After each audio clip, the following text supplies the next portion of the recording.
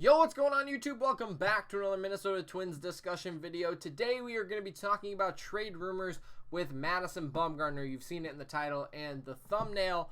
Madison Bumgarner is a guy that we've been talking about trying to get for, the last month or so. He is probably the front runner of guys that the Twins have talked about getting to, make an advance in the postseason, trying to make a run for the World Series. The trade deadline is coming up in about 2 or 3 weeks. So we're going to try to do these videos. I want to know what you guys think about Bumgarner, about who else we should go out and try to trade for. I'm going to give you my opinion. Should we get him? Should we not get him? What we'd have to do to trade for him, and of course, where he would even fit in the rotation. So we're going to cover all of that today, as well as his stats from his career in the past couple of years. So make sure to leave your comments down below about what you think of Bumgarner and who else the Twins should go out and trade for. Let's start with Madison Bumgarner stats. He has done very well on a very bad Giants team in the last couple of years since winning the World Series in 10, 12, and 14. Over his career, he's got a WAR of 35.1. That's very, very good. Again, considering that he's been hurt, he's been on a bad team, he's still one of the best pitchers in the Giants organization. I think, obviously, he's their ace, but I couldn't even tell you who the other guys on the Giants starting pitching rotation are. So that just tells you they are struggling, and he is basically their only hope. But since they're tanking so badly, it would be nice to put him on a World Series team, or at least a contender, right? So in his 271 starts, he is at 115 wins, 90 losses. Again, that might be construed a little bit because of how bad the Giants have been the last 3 or 4 years, but realistically, that's not bad. And when you look at his ERA of 3.1, it is very, very good. I mean, this season, he's at his worst ERA, but we'll cover that in a second. He has pitched 1,750 innings in his career. He has struck out 1,706 batters, a whip of 1.1. Now, that's his career. Like I said, a very, very good career, but that's back when he was an all-star, back when he was a World Series champion. He was an all-star 4 times, a Silver Slugger twice, in the MVP and Cy Young Award running a couple of the years, but that was, again, back 2016 and before. And now, where do we look at him as? He has been good, but and he's been on a struggling Giants team, but looking at his stats, is he a guy that we really need? Taking a look at this season, he's got a 5-7 record, again, bad Giants team, and an ERA of 4.03. That is his highest ERA that he's had in 11 years in the majors. The highest ERA, the next highest, I guess you could say, is 3.37, and that came back in 2012 when he was a World Series champion. So that just tells you how good he has been. But this season, he has really, I wouldn't say really struggled, but he has struggled more than he has in previous years.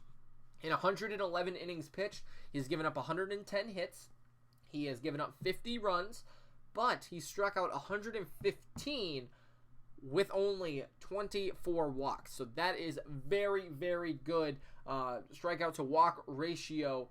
It's one of the highest it's been all of his career at 4.79. He had a couple of 6 and 5s, but other than that, 4.79 is right up there, and it's very, very respectable. So if you want to look even further, he's pitched 111 innings. He gives up about a hit or walk per inning with 110 hits. But he's going to strike out a guy per inning as well with 115 strikeouts. So again, that's not bad, except when you give up that one hit and it's a home run, right? You know what I'm saying? And that's exactly what it seems like he's been doing. He doesn't give up that many home runs. He's given up 17. And as I said, out of his 50 runs have been home runs. That's about half, just about half, But realistically, he's been on a bad Giants team. One home run shouldn't lose you the game, and that's, of course, how they've just been having to deal with, because the Giants have just been bad. But let's take it a step further and look back one more year. In 2018, he went 6-7 with an ERA of 3.26. Again, very respectable. 129 innings pitched. he gave up 118 hits, 47 runs, struck out 109, and walked 43. Again, very, very good. That was his lowest strikeout to walk ratio at 2.5. But again, very good. Only the second or third highest time he's ever walked that many batters as well. So realistically, he's been really good on a bad team, right?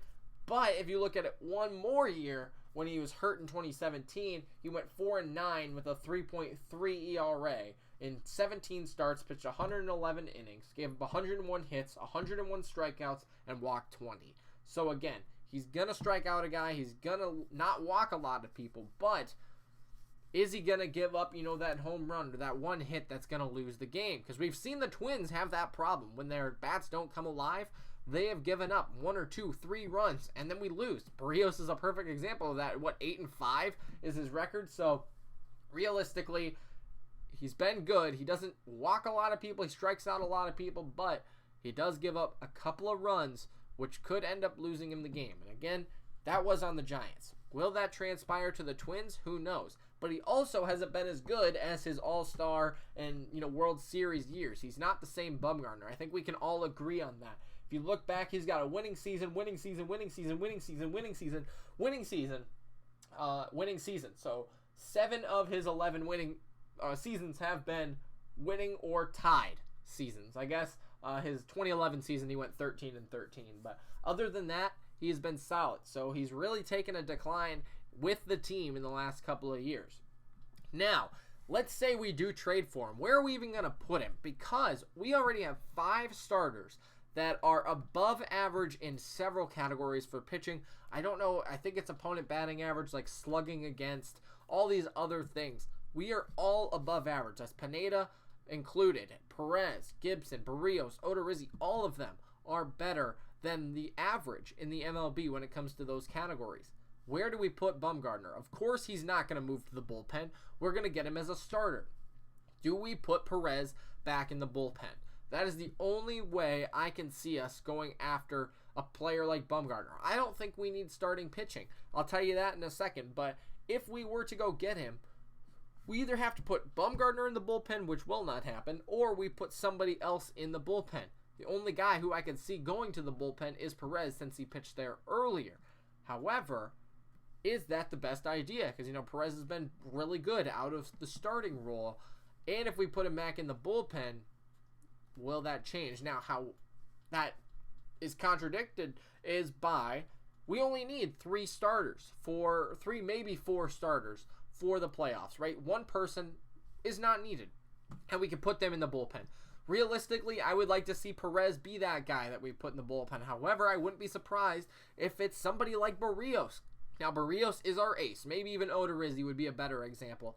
Odorizzi coming out of the bullpen, shut down. He's been lights out for the most part. In June, he had a very, very good month. If we put him in the bullpen along with Perez, somebody, that has been there before, they can work together. They, could be really good out of the bullpen. And then we'd have Barrios, Pineda, Gibson if we need to, and Bumgarner. That could work. But it really puts, things into motion that do they need to be there. And of course, what are we going to have to trade for him, right? So if we put Bumgarner in the rotation, we got to get rid of somebody. Is this a player that we can use under contract for years to come? He is only 29. We could get him. He is a free agent coming into this year, I believe. So if we decided to get him, would it just be for the World Series run? Or could we sign him after this year and then, go on a run with him next year, or maybe in the year after that? Because Perez, he really struggled, in Texas, came here, did really well. Could we do the same thing with Bumgarner and then lock him down for 5 years? Because that's going to really depend on what we trade for him, right?